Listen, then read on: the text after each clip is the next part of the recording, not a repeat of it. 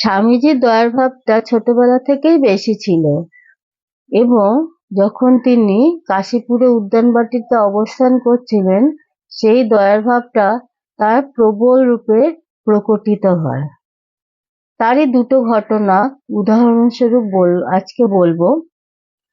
প্রথমটি হলো, একজন স্ত্রীলোক ছিলেন, তার বয়স খুব বেশি ছিল না। সেই স্ত্রীলোক মধুর ভাবে উপাসক বা সাধিকা বলা যায়। বিজয়কৃষ্ণ গোস্বামীর সাথে তিনি একবার দক্ষিণেশ্বরে ঠাকুরের সঙ্গে দেখা করতে গিয়েছিলেন। তো ঠাকুর তাকে খুব একটা পছন্দ করতেন না এবং তাকে একটু কড়া সুরেই দক্ষিণেশ্বরে যেতে বারণ করে দিয়েছিলেন। এরপরে ঠাকুর যখন অসুস্থ হয়ে কাশীপুর উদ্যানবাটিতে অবস্থান করছিলেন, সেই সময় সেই স্ত্রীলোকটি কাশীপুর উদ্যানবাটিতে ঠাকুরের সঙ্গে দেখা করতে গিয়েছিলেন। তার মাথাটা একটু গরম ছিল, তো সেই জন্য ওপরে নিরঞ্জন মহারাজ সে সবসময় ঠাকুরকে পাহারা দিতেন, যাতে যে কেউ এসে ঠাকুরের পা স্পর্শ করতে না পারে বা ঠাকুরকে প্রণাম করতে না পারে। ঠাকুরের তো শুদ্ধ শরীর, তো এমনিতেই তিনি ক্যান্সার আক্রান্ত, তার মধ্যে যে কেউ এসে ঠাকুরের পা স্পর্শ করলে ঠাকুরের রোগের প্রকোপ আরো বেড়ে যাবে। সেই জন্যই নিরঞ্জন মহারাজ 24 ঘন্টা ঠাকুরের উপরের ঘরটিতে পাহারা দিতেন, যাতে যে কেউ এসে ঠাকুরের পা স্পর্শ করতে না করে। ওপরে স্ত্রীলোকটি গেলেন, নিরঞ্জন মহারাজ তাকে ওখান থেকে তাড়িয়ে দিলেন। স্ত্রীলোকটি নিচে বৈঠকখানা ঘরে, যেখানে ঠাকুরের পার্শ্বদবৃন্দ মানে বাবুরাম মহারাজ, তারপরে গঙ্গাধর মহারাজ, স্বামীজি, রাখাল মহারাজ সব নিচের হলঘরটিতেই আলোচনা করতেন, থাকতেন, খেতেন। ওই ঘরটাই তাদের সব ছিল।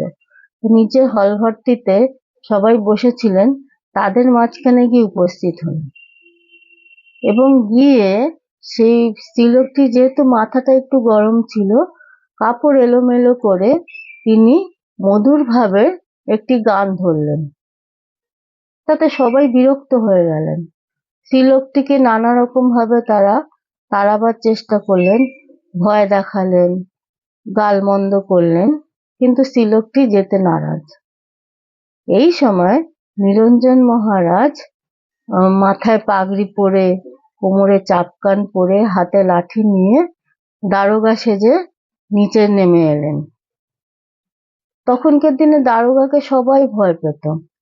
স্ত্রীলোকটিও ওই দারোগা দেখে, নিরঞ্জন মহারাজকে দেখে ভাবলেন যে দারোগা এসেছে, সেও তাড়াতাড়ি চলে যাওয়ার জন্য ব্যস্ত হয়ে রইলেন।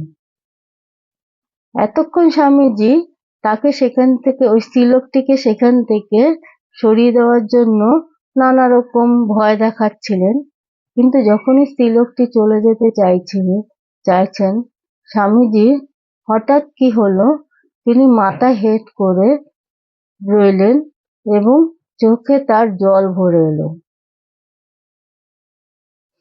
তিনি সামনে গঙ্গাধর মহারাজ বসেছিলেন, মানে স্বামী অখণ্ডানন্দজি মহারাজ, তাকে ডেকে বললেন, ওরে গঙ্গা, দেখ তো 17 ইঞ্চির নিচে কিছু আছে নাকি, মানে কিছু টাকা পয়সা আছে নাকি, তো সেটা ওকে দিয়ে দে।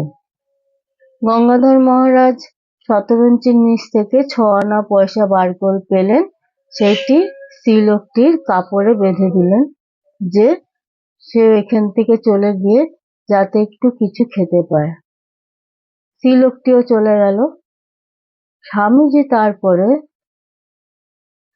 সারাদিন মাথা হেঁট করে অন্যমনস্ক হয়ে বসে রইলেন। মাঝে মাঝেই তার চোখ দিয়ে জল পড়ছিল এবং দীর্ঘ নিঃশ্বাস ছেড়ে মাঝে মাঝে বলছিলেন, উফ, কি কষ্ট, অনাহার অনাহার। গঙ্গাধর মহারাজকে স্বামীজি বললেন, দেখ, স্ত্রীলোকটি খেতে পায় না ঠিক করে, দেখছিস না তার উড়ি খুড়ি চুল, মানে এলোমেলো চুল, এই না খেতে পেয়ে তার মাথাটি বিগড়ে গেছে, অনাহার বড় দায়। এই ঘটনাটি ঘটার 2-4 দিন পরে হঠাৎই স্বামীজি একদিন খবর পেলেন যে একটি ভদ্রলোক খুব অর্থাভাবে ভুগছে।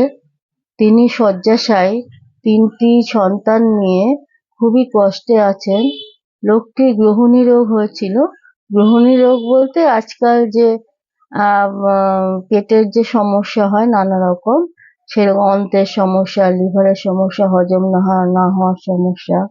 না খেয়ে খেয়ে লোকটির গ্রহণী রোগ হয়ে গিয়েছিল এবং তিনি শয্যাশায়ী, চিকিৎসা করাবার মতো অর্থ নেই এবং খাবার মতো অর্থ তাদের নেই। তার 3টি সন্তান। এই খবর পেয়ে স্বামীজি কোথা থেকে যেন 30টা টাকা জোগাড় করলেন।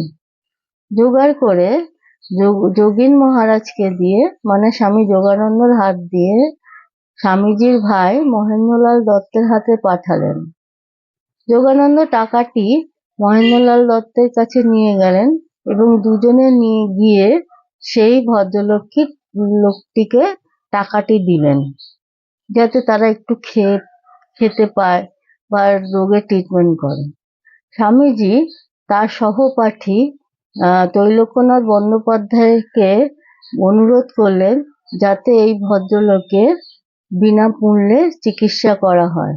তো স্বামীজির অনুরোধে মহেন্দ্রলাল দত্ত ত্রৈলোক্যনাথ বন্দ্যোপাধ্যায়কে গিয়ে এই কথাটি বলেছিলেন। ত্রৈলোক্যনাথ বন্দ্যোপাধ্যায়ও স্বামীজির অনুরোধে গিয়ে এই ভদ্রলোকটিকে বিনামূল্যে চিকিৎসা করে এসেছিলেন।